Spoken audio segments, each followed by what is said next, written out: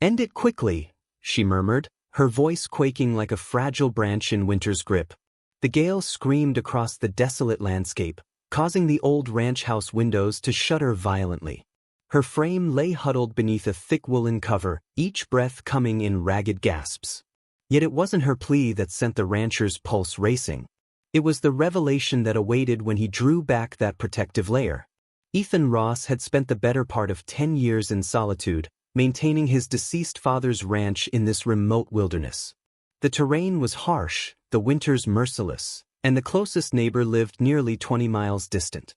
He had grown accustomed to adversity, familiar with mending what was broken using only his skill and determination, comfortable with the profound quiet that followed each day's labor. However, nothing in his experience had equipped him for the sight of the woman he had just rescued from the raging storm. He had discovered her crumpled form near the fence boundary at first light. Initially, he believed she might have perished, but then her lips stirred faintly, and she had uttered those chilling words. Now, as he drew away the covering, the terrible truth hit him with crushing force. Her features were battered and grotesquely swollen. Vicious, inflamed wounds traced down her limbs. Her garments hung in tatters, saturated with blood that had dried and crusted against her flesh. Her exposed feet were mangled and frozen. For an instant, Ethan remained motionless, regarding her with a mixture of horror and rage. Not directed at her, but at those responsible for this brutality. The woman's eyelids flickered open briefly to catch his stare, and within them he witnessed a profound anguish that transcended mere physical trauma. She wasn't simply injured, she was utterly shattered. Ethan moved with urgent purpose. He fed the flames until they blazed fiercely, retrieved heated water, and commenced treating her injuries. She recoiled with each contact, even when his touch remained tender. "You have sanctuary here," he spoke softly. Yet she offered no response. Many hours elapsed before she found her voice again, her words scarcely audible above silence. "They're hunting for me." "Who are they?" Ethan inquired, his muscles tensing. Her gaze shifted nervously toward the entrance, then returned to him. "Dangerous men. Should they discover me, you'll suffer as well." Ethan wasn't one to retreat from conflict, yet he could sense the threat already closing in. Whoever she was, her presence in the snow wasn't mere misfortune. A dark history lay behind those wounds, and it wouldn't be pleasant to uncover. Throughout the following 2 days, she revealed fragments of her ordeal. Not chronologically, not without pausing when the recollections became overwhelming. Her identity was Claire, and she had been fleeing for countless weeks. She had worked at a modest town cafe until she accidentally overheard something forbidden. A discussion involving money, narcotics, and someone whose life hung in the balance. The individuals involved showed no tolerance for unwilling witnesses. She had attempted to contact law enforcement, but they were compromised, corrupted, and prepared to ignore her plight. "They murdered my companion for assisting me," she revealed one evening, gazing into the flames with vacant eyes. "Following that incident, I simply continued moving. I had nowhere else to turn." Ethan's chest constricted painfully. He could observe the weariness in her every gesture. This transcended mere terror.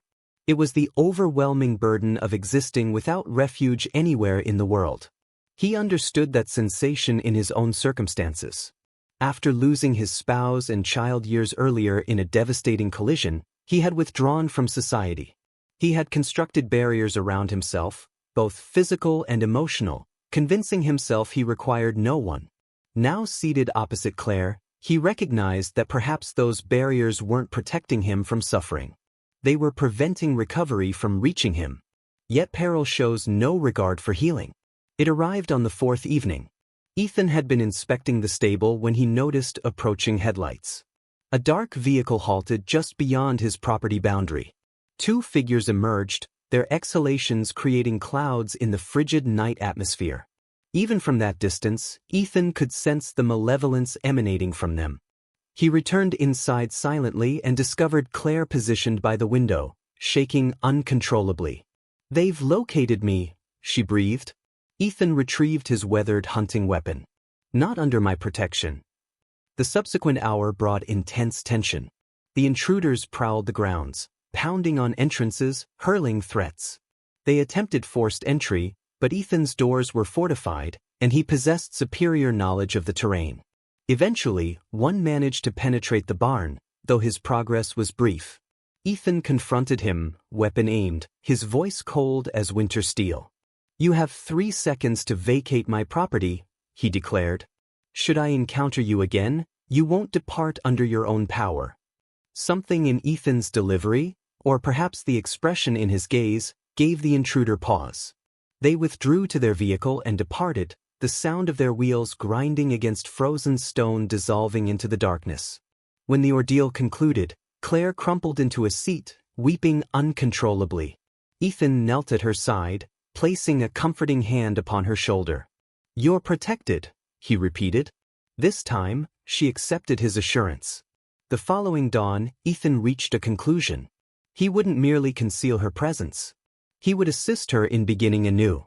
He contacted a former associate who was indebted to him, someone with resources far from this place. Within 7 days, Claire possessed fresh documentation, transportation, and the first genuine optimism she'd experienced in months. Before her departure, she remained on the veranda, surveying the infinite expanse of wilderness. "I believed I was prepared for death when you discovered me," she said gently. "Yet you showed me that goodness still exists in this world." Ethan declined her praise. "No, you rediscovered that truth yourself. I merely provided a space for remembrance." She embraced him fiercely like someone uncertain whether they would meet again. Then she was gone, the transport bearing her toward her fresh beginning. Ethan observed until the dust had settled, then returned to his ranch. Silence had returned, yet this time it didn't feel hollow because somewhere beyond the horizon, a woman who had once pleaded for death was discovering how to embrace life once more. And Ethan understood in his soul's deepest reaches that rescuing her had restored a portion of himself as well. The truth was straightforward, yet unshakable. Regardless of how profound the shadows, a single gesture of compassion can become the beacon that guides someone back to the light.